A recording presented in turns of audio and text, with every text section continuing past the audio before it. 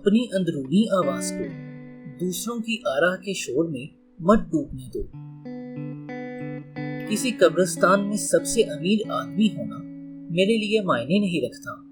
یہ سوچتے ہوئے بستر پر جانا کہ ہم نے آج کچھ حیرت انگیز کیا ہے میرے لیے زیادہ اہم ہے۔ ایجاد ایک رہنما اور پیروکار کے درمیان فرق کرتی ہے۔ اپنے دل کی آواز سننے کی ہمت پیدا کریں۔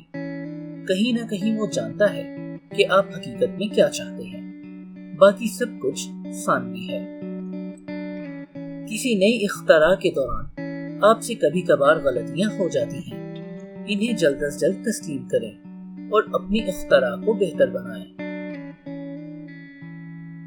آپ کا وقت محدود ہے، اسے کسی اور کی زندگی جینے میں صرف مت ہونے دیں۔ معیار کو سختی کے ساتھ یقینی بنائیں۔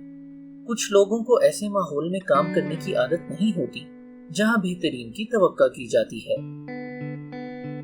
اس خیال کو ذہن میں رکھتے ہوئے کہ میں ایک دن مرنے والا ہوں، میں کھو دینے والی سوچ کے شکنجے سے بہترین طریقے سے نمٹتا ہوں۔ ایسی کوئی وجہ نہیں کہ آپ اپنے دل کی آواز کو درگزر کریں۔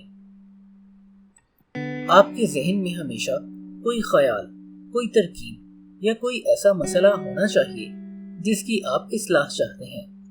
اگر آپ شروعات میں ہی پرجوش نہیں ہیں تو آپ اس میں کبھی کامیاب نہیں ہوں گے۔ متجسس رہو، پاگل رہو۔ بڑھنے کے دوران ہم اکثر سنتے ہیں کہ زندگی ایسی ہے اور اسے ایسے ہی جیا جانا چاہیے۔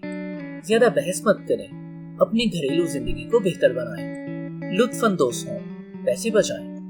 یہ ایک انتہائی محدود زندگی ہے۔ ایک سادہ سی سچائی جاننے کے بعد زندگی کا دائرہ بہت وسیع ہو جاتا ہے۔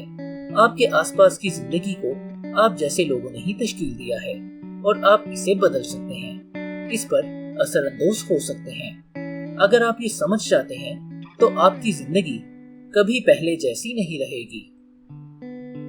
اس زندگی میں میری سب سے پسندیدہ چیز پر کوئی خرچ نہیں ہوتا۔ صاف ظاہر ہے کہ زندگی کی سب سے قیمتی شے وقت ہے۔